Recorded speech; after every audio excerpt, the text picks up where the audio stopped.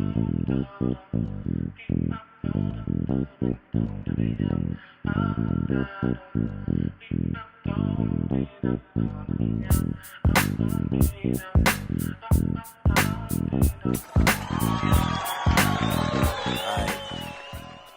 back, part 2. Oh, before we get into 2016, have any of y'all tried that new Popeyes chicken sandwich? No. Not new, but like, they just started marketing it, and I was just like, it feels like it's readily available now. I can't, bro. Nah, I haven't had it. Oh, okay. I'm just wondering. Just trying to poll the room. Did you try the Migos, the Migos Popeye meal? The wrap snacks?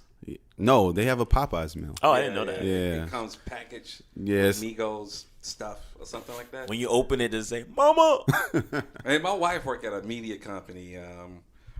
And she was telling me how, because she's like the senior food editor, executive food editor for this company. And she was telling me how they sent them like that package of the Migos Popeyes box or whatever it was. And yeah, it was odd, right? Because I guess fast food is, they've always been in influencer space, but they're really getting into like using hip hop to sell, I guess. Well, if you think about it, they used to do a lot. Burger King. Didn't someone in the Ad Bros write a song for Burger King that was used? Yeah, what that was for a commercial, right? Like that wasn't for a commercial purpose. It wasn't a product. So like, let's unpack this a bit, right? So you got the Migos and then you got Popeyes, right? Yeah, wrap and chicken. And I'm trying to figure out like all the things that like happens. All right. Fast food, the Migos rap fast. Like what is the connection? What's the connection? Maybe like that. Fast food, fast rap.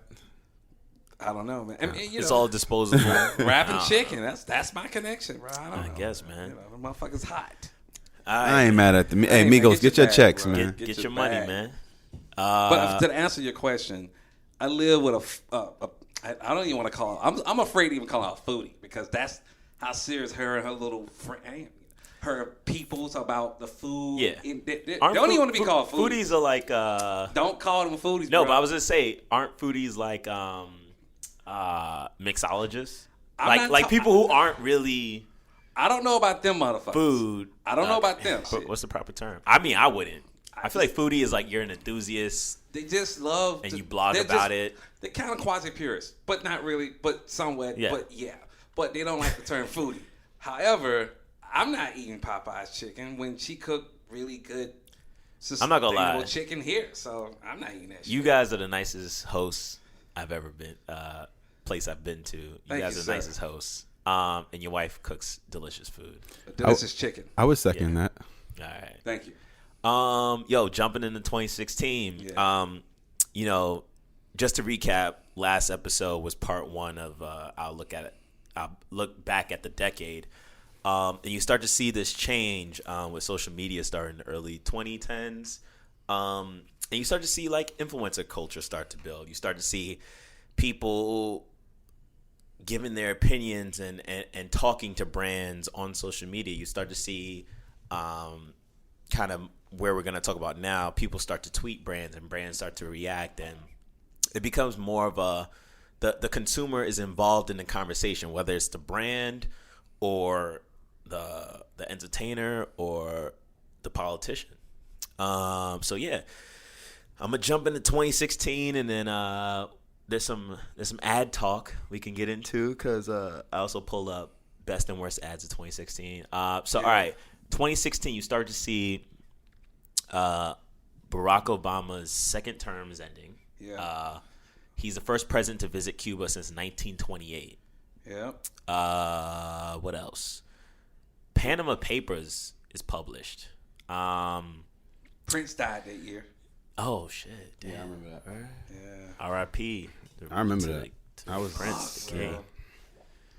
Damn. Yeah. But we could talk about that a little bit too, because like Prince, in terms of influencing music and how musicians market themselves and how musicians should own their creativity, and taking that negative in turn to a positive. Turn to a positive.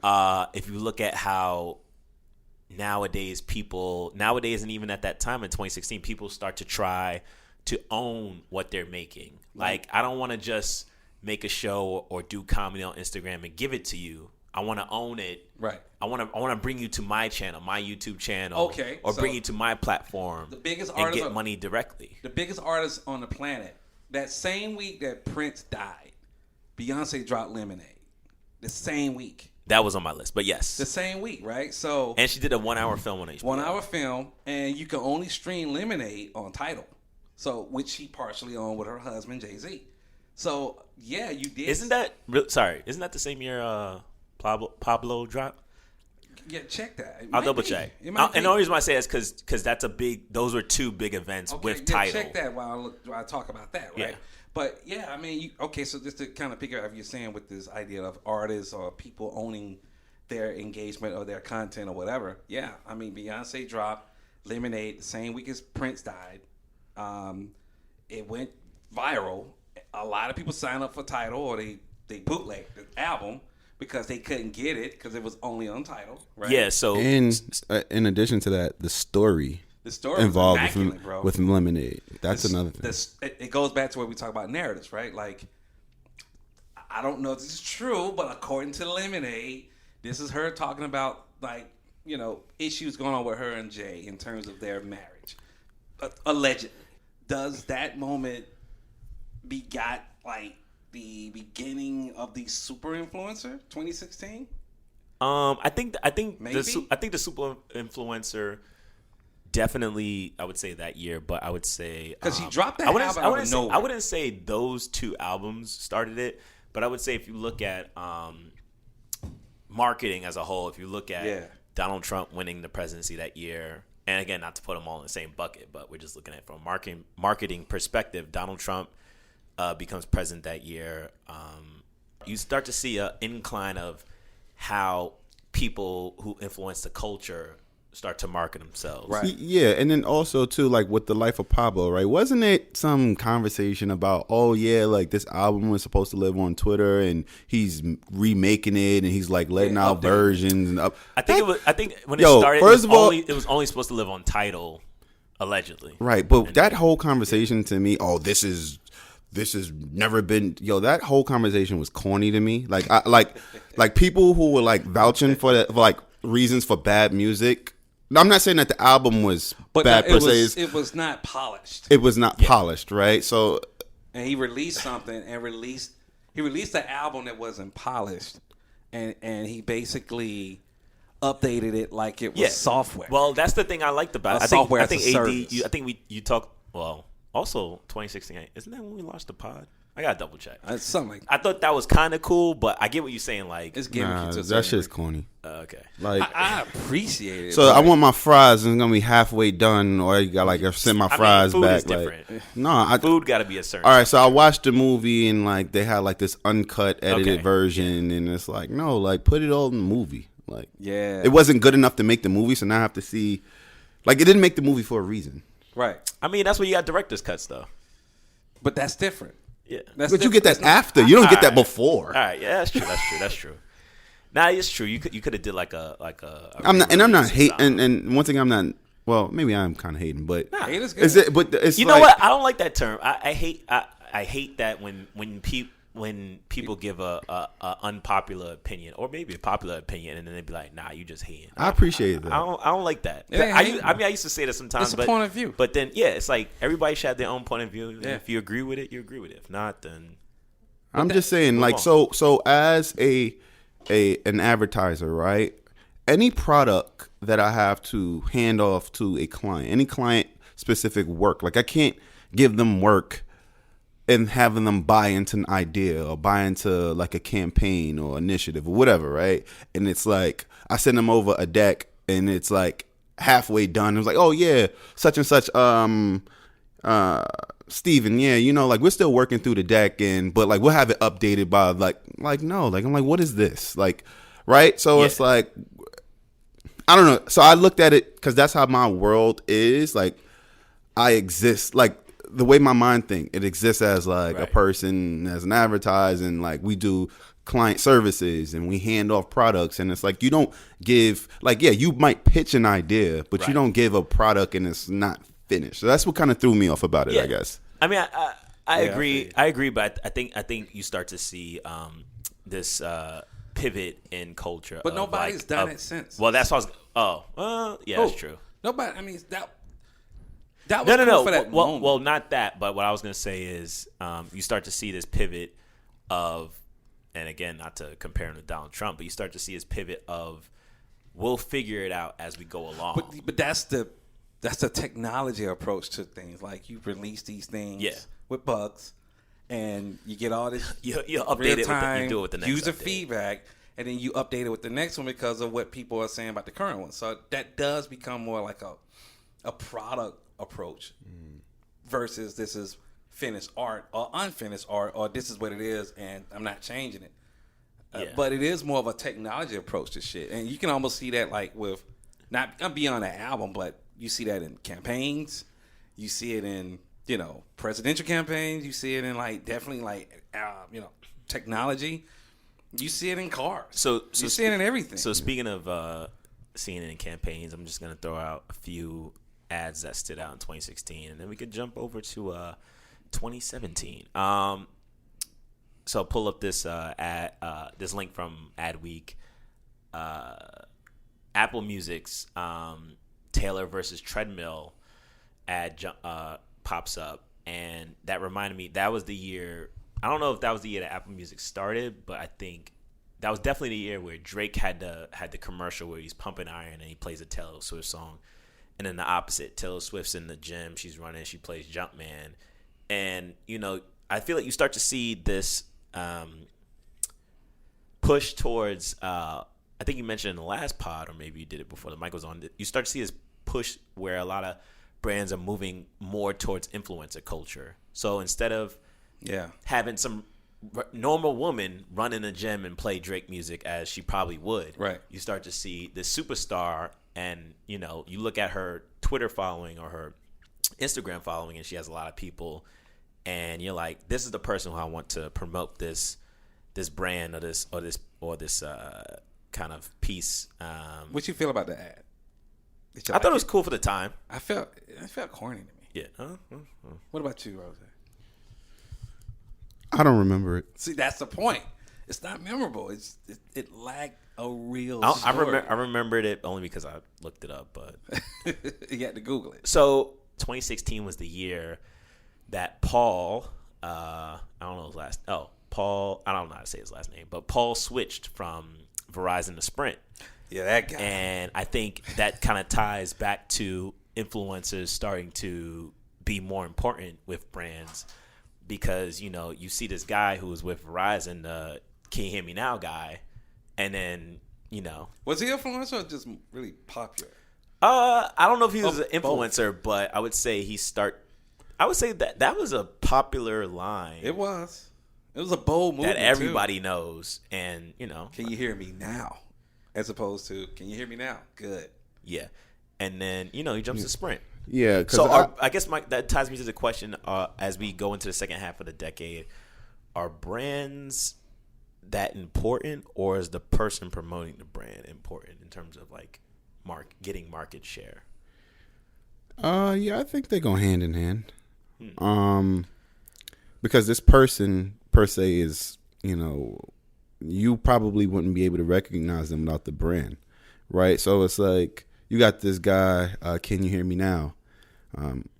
Him moving away from, they put so much media dollars behind it, so you saw enough impressions of this actual ad. You've seen this ad enough that when he's at the competitor, like, it's like, wow, like, this is so, it's so visible, like, right? So it's like very visible. It's so visible that's like that creates a great ad campaign. Right? Same haircut, same eyewear, different colors. Exactly. Yellow instead of red.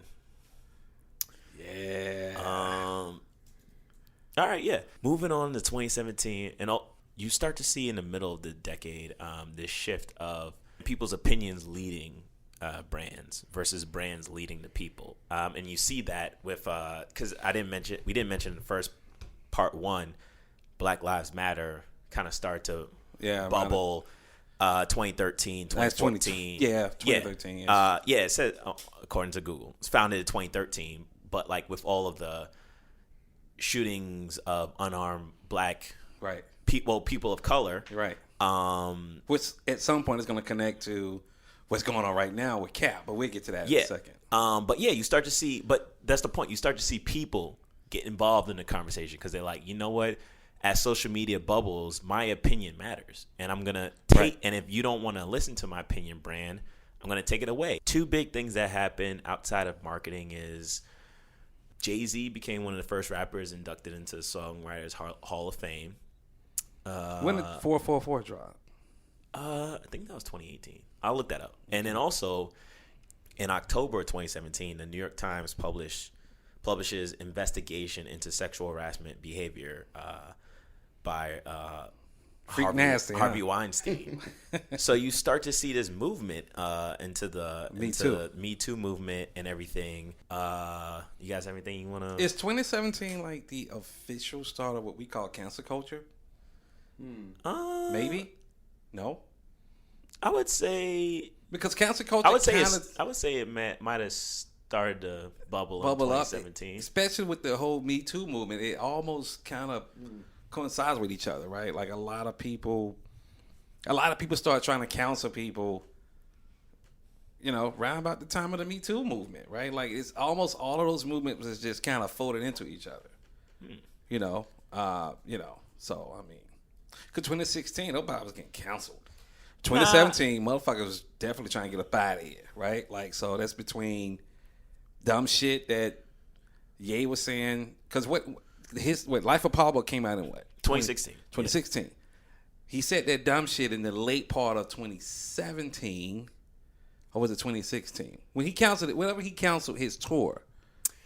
That was, I want to say maybe the latter part of 2016. Yeah, going into 2017. Yeah. And that's Trump get elected, and then he stand next to Trump at the Trump Towers early 2017 with the blonde hair.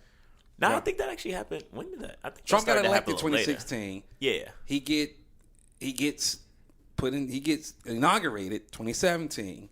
He come out of his medical whatever 2017. Stand next to Trump, early part of that year, and this is kind of more or less when a lot of people just say, "Oh, he's canceled." I think the Ye Trump thing started to build around 2018, 2017. Yeah, because I think to your original point, like the Me Too movement, I think it was started in 2006, but it got popular with the hashtag Me Too in 2017 after Harvey Weinstein. Correct. Oh, Harvey Weinstein, you're right. Matt Lowry. Right. You're right. He does go to Trump Tower. I've seen 2017, videos, right? Yeah, like late 2016, 2017. So that hashtag, boy. It's hashtag cancel culture. It got popular around at the same time, right? So it's weird because we start seeing a lot of people saying dumb shit in the 2016, 2017s.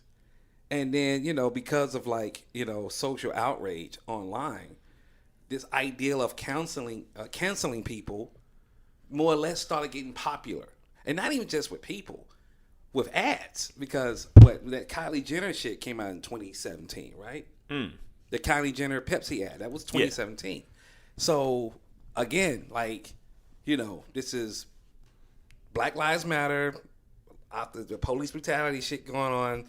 Pepsi want to do this whole... They did it internally, right? I think. Well, it started internally with the idea, but they put out that ad with Kylie Jenner giving the police a Pepsi to almost insinuate that the way to, kind of reduce police violence is to just get along and give each other's Pepsis and shit, specifically the police. Where somebody black give the police anything, the motherfuckers getting shot, right? So, again, people started potentially wanting to cancel Pepsi because of that shit. So, yeah, I feel like cancel culture more or less became popular 2016, 2017. Yeah, and then just to wrap up 2017, one other positive note in marketing, that's when Fearless Girl, the statue, was created, and that marketing kind of started. So I would say 2017 is like the kind of like rising of people kind of pushing back on the old, again, changing of the guards. Okay. Let's not forget, too, in 2017, OJ came out of jail. He came out of jail. Was that 2017? That was 2017. 444 dropped. That was 2017. That was 2017. It's in response to Lemonade. So See, that's what and then OJ, and then he would later have a Twitter account that we'll get into. We get into that. We'll get into that. But and if you're talking about the whole Fearless Girl, I mean, that was put on by a financial, company who ironically didn't hire a lot of women. So yeah, we talked about that in one of our old pods. Yeah. Go look for it. But you gotta be aware of who's creating these things and who's putting it out there. All right. Oh, and the reason why I keep bringing up 2017 council culture, a lot of women want to counsel Jay because of what Lemonade was implying. Right. And even when he tried to come back and, I wouldn't say answer Lemonade with 444, but a lot of people tried to counsel that cat, bro. Really? Yeah. I didn't feel that. You didn't feel it because you're a dude. No, not even because of that. Because when I saw Lemonade, I felt like Beehive, be careful. I want to say when I saw Lemonade, I felt like that was Beyonce saying that she's human and you can be vulnerable and put your story out there. Because before that, you heard rumblings of them being there being some cheating or some stuff going on, but they never talked about it. So I would say to me, Lemonade was like her opening the door to the audience and the people. And yeah, it was a good album and it did well. And then I think Jay-Z responded with 444 going to 2017 and was saying like, hey, I'm Jay, but I'm also human and I fucked up. And I'm trying to have a legacy. I personally go ahead, bro. You got Lemonade in your Apple Music rotation? A few songs, but not the whole album. Which ones? Let me pull it up. I got the joint with I like the joint with Drake. I was trolling, but okay. but now I'm really interested. Nah. AD, what were you saying? Well, I like that's the only one I got. Honestly, I felt like the video was really dope, but the album wasn't for me. But I like the video. I like with a film, right? That was all the songs was in this narrative around a film, right? Yeah. But it wasn't for me, bro, and that's fine. Like everything ain't gotta be for everybody, and I feel like that's what those two albums did. They allow each one of those artists to engage their audience specifically. They don't have to be these mass marketed albums, right? And that's what I think digital did very well with those two albums. It's just allow J and B to just engage their audience specifically. Yeah, and the rollout I don't think we really touched on the rollout, but it just it dropped. It just dropped. I was coming over the Brooklyn Bridge when that shit dropped.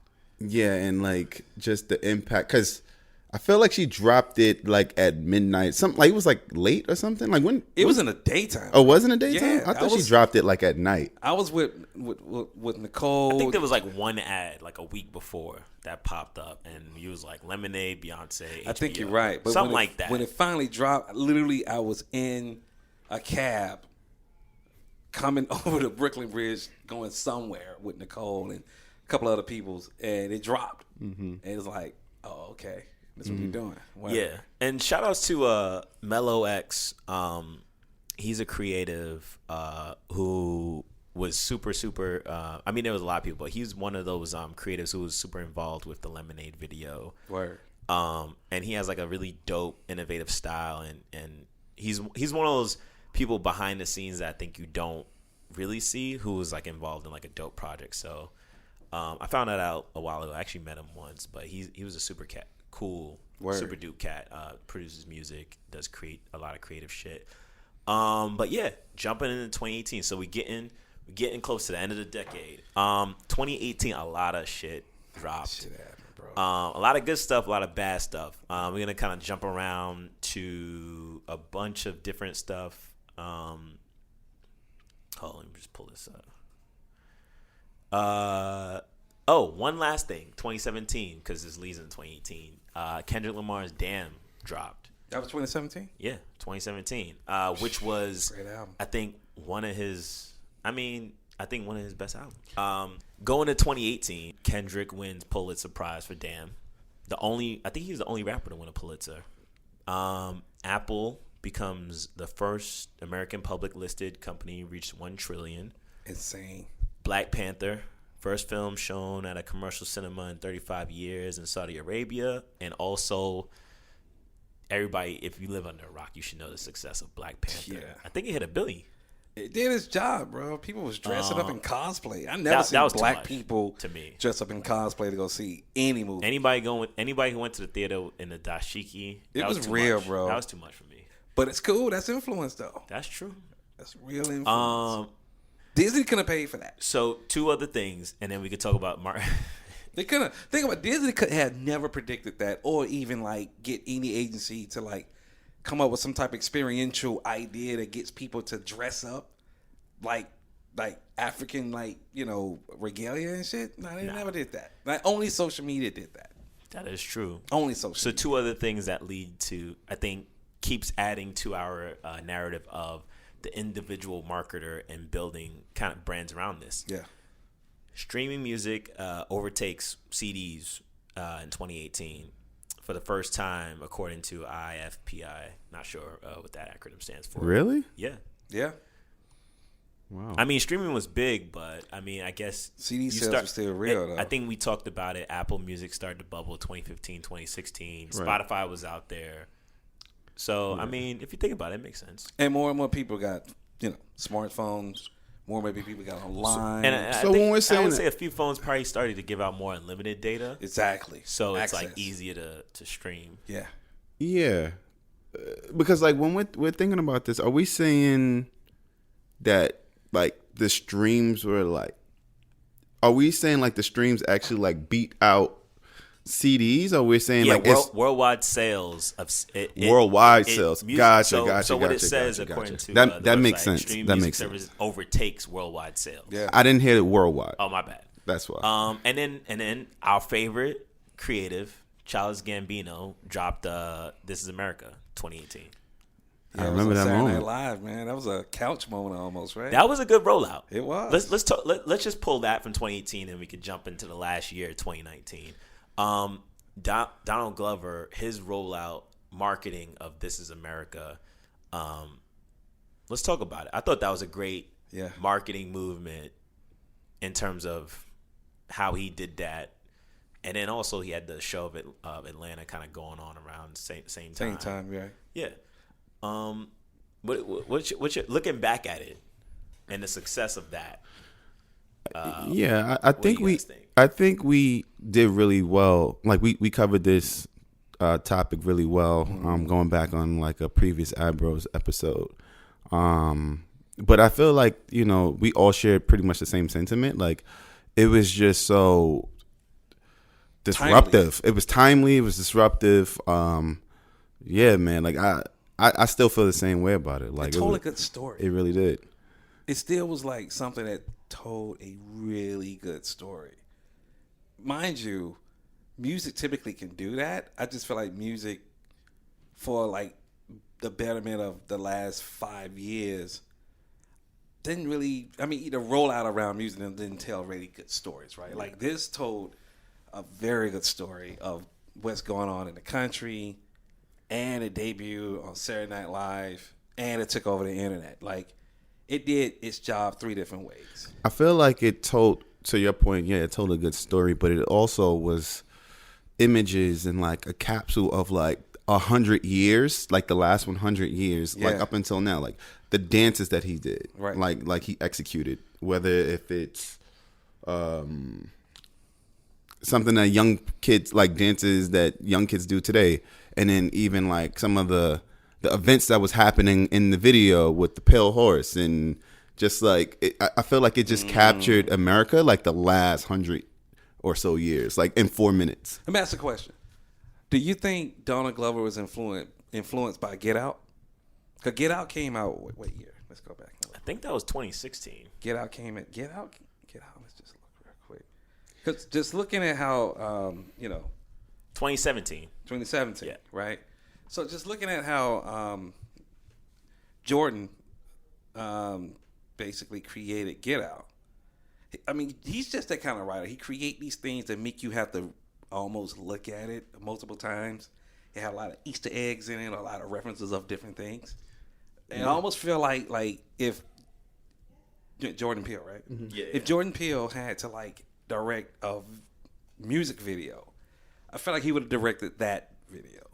Yeah. Even though he didn't. But it does feel like something Jordan Peele would create. Yeah, it gave me the vibe of Us, although Us came after that. But just like the facial expression, the eyes, like the very wide eyes. Like and it gave me like the stay woke, right? Like and then just him running at the end. Like him running at the end, the way you looking, you don't know. I think I said this before on the previous. Like you don't know if he's running away from something, or you don't know if he's trying to keep up. You just don't know. Yeah, I mean that's America. It's right? quite ambiguous in the way they end it. It's good art. Yeah, it's good art. Couple important people who did pass in 2018. That was the year that Stephen Hawking passed.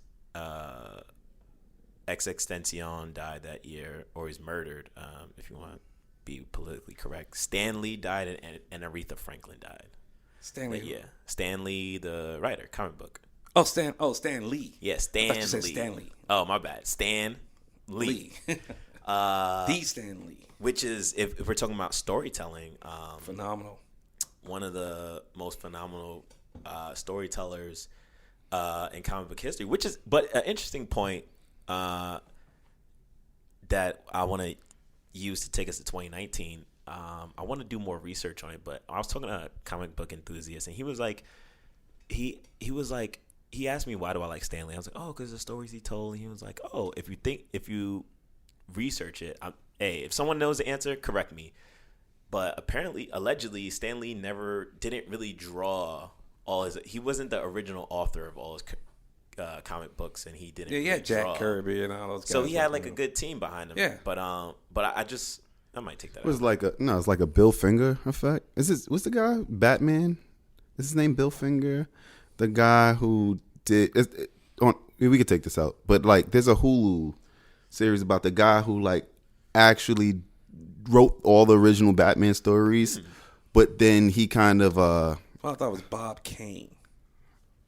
Let me see. We could revisit this in another pod. But go ahead. What you said? Nah, keep saying what you're saying. Yeah, but it's Bill Finger. Bill Finger, okay. So Bill Finger, he was an American comic strip and comic book writer who's known for co-creating. He was the co-creator of Batman with Bob Kane, but gotcha. Bob Kane got the bag, but he kind of left him out. So yeah, like check it out. I believe it's on Hulu, but like this. It's crazy. This is America, bro. It's crazy. Wow. Okay, let's jump kind of through. Got the bag and forgot the man who actually drew the Batman character, and he created all the other characters like the Joker. Yeah, and this guy just took the money and ran. Yeah, man, and especially back then, there wasn't no social media, emails, exchanges like that. Like people, they died with those. Yeah. They went to the grave with those. Yeah, those stories. And true. So I might try to keep that in here and save it. But I think looking at Stan Lee and his legacy after he passed, it's just like you connect Marvel to this person, and even though he wasn't technically an influencer, you look at how the brand Marvel is connected to this one person, and then he's kind of like the man. He influenced a lot of other comic book creators. Yeah, that's what I was gonna say. The guys who started Milestones, which was a black comic book company. Todd McFarlane, who created Spawn, who started at Marvel. So he influenced a lot of guys in that industry. Yeah. Right? So he was like the tree. Yeah. And then a couple people. He's top of the rock, baby. Yeah. Top of the rock. All right. And now here we are. 2019. Last year of the decade. Shit. What's going on in 2019? Before we get to 2019, I would say that from a personal level, 2018 was weird and beautiful because that was the birth of Garvey, my son, right? So it was a long year just to try to make sure he got here. But I kind of checked out a little bit on a lot of stuff just because it was just making sure that things go right with, the pregnancy. Legacy. Right? Yeah. So, that 2018 personally was, the birth of Garvey, man. Like, it changed my life. So, Interesting. Just want to bring salute, man. Salute. Is there anything before we jump into 2019? Is there anything in the last decade, Rose, that you would say was I mean, I'm sure there's a bunch of milestones, but like, is there anything that you would say is a milestone that is kind of leading to your future legacy?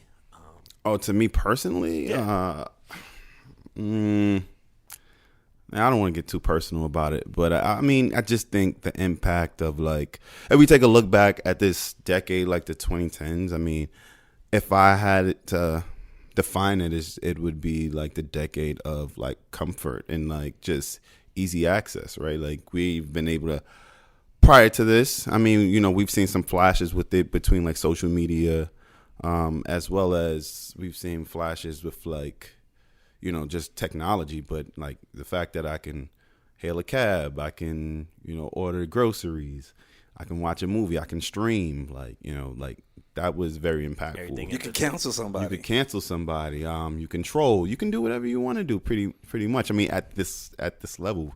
So, I mean, just if I were to take a step back and reflect, it would be, you know, the decade of accessibility. Interesting. That's dope. Yeah, I mean, looking back at the decade, I think from a personal but not standpoint, not even from a non-personal standpoint, I think I look at it as a decade of the individual, I would say. If you look at brands and people looking at influencers and kind of look at how people are marketing now, and how I'm interested to see what the future of marketing brings, because you see the power in the people's hand, and you see the power in I would say honesty. Like you can't. We've had these moments in the latter part of the decade of going viral, right? And brands have tried to create this thing, and it just doesn't work. So I mean, I think that the interesting, I would say, thing about 2010s is the power being put into the people's hands to say, you know, we're gonna say what's hot. You're not going to tell us what's hot and then we're just going to go buy it. But we're going to say what's hot and we're going to make it hot. And in addition to that, you know, you just something like just came across in my mind. Those same people having a come up off of this, right? Yeah, like, so like just people, SoundCloud rappers who just turn into like mega stars, YouTube content curators who are just getting all kind of dough, just telling like these different stories. Like, these are people, like, there was no board or any kind of like group of people just went out and picked these people. Like, if people viewed your content or they listened to your content, like, we had a commonality. Yeah, and I think AD mentioned this, but I kind of like the fact that it hasn't been regulated yet. Nah, because I don't know if you can. Because I think, like, I mean, once it gets regulated, then any brand can kind of create it. But I feel like when it's not regulated, rated. I mean, there's some legal stuff, and people get harmed when it comes to like, if you're purchasing a product or something, there could be there could be issues with that. But I just like what Rose just said, man. People just coming up, or people being out there and using it to blow up even further. I mean, do you see, I guess, the influencer like model either growing, expanding, or even fragmenting itself? I think it's gonna die. I don't know. Or it's gonna slow down, because in my opinion, I feel like I think it's gonna get more fragmented. There are two. I think. Oh, actually, you know what? I'll take that back. I think it's gonna split into something that we kind of talked about offline, where it's like only super influencers and people with like 1 million+ followers or 100,000+ followers are gonna start getting the bag or being able to influence people. But I think you used to have these things of mini influencers that the micro influencers that can possibly blow up. But I don't know if people are really gonna look to that, because you're gonna start looking at like, all right, the next thing you know, we're gonna be going for drinks and someone in our group is gonna be taking photos and gonna be like, nah, I gotta put this on the blog or whatever. I don't think that happened in our group, but that's just an example. I'm gonna take this and put that at the end, because this is a good way to end it. But was there anything else you wanted to talk about with influencers? Sorry. I mean, so are we still talking about 2019? Right? We didn't even jump into 2019. I don't know, man, because I feel like 2018, 2019 it almost is a blur. It almost meshes into each other. So much has happened over the last 3 years. It almost becomes its own decade by itself. So let me just wrap up 2019 real quick. Couple groundbreaking things that happened in 2019. The climate change strikes held by school children and Swedish teenager Greta Thunberg. Over 1 million people protest in Hong Kong, which is kind of crazy. And we end the year with Trump being impeached. The last 2 years has been like a real big blurring of the lines on everything. So that's everything from like influencers to news that's supposed to be either real or fake to what's real, what's content. Like, is the content coming from individuals or is it coming from a brand? Is it coming from a streaming service? Like, what is real content, quote unquote? Yeah. To like, do we even entertain like real things that happen in real life? Like this fake Amber Alert that happened in late 2019. Right. Mm-hmm. Like, and that's influenced by some shit that maybe Justice Smollett did.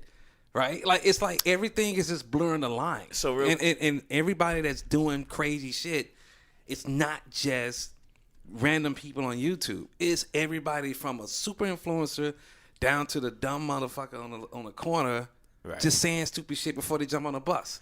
So everything is just blurred lines. 2018, 2019, I almost feel like it's one whole year. Even though those are two distinctive years, it almost feels like its own decade, to be honest with you. It really does. It almost sets up what's going to happen for the next 10 years. Nah, yeah, for sure. Like, it's weird. So real quick, follow me on this journey, if y'all will. I think that's a good way to wrap up the decade talk. And I would love, and I could cut this out. I would love to do like a quick, even if it's like a 15-minute catch up of 2019. Yeah. If y'all cool with that. You good on time, AD? I'm good, bro. I'm just okay. What about you? I don't want to keep it too long. I got a couple things I got to do, but I can hang out for a little bit. All right, cool. All right, so you're going to sign up. Mr. Rose, can you please sign us out for the last time of the decade? And then, we're going to get into 2020. 2019 and 2020 and beyond. First, let me say that intro was legendary. I appreciate that. I appreciate it. You know how it goes, man. No self-talk when it comes to telling the truth. All right. Thank you for joining us. Peace.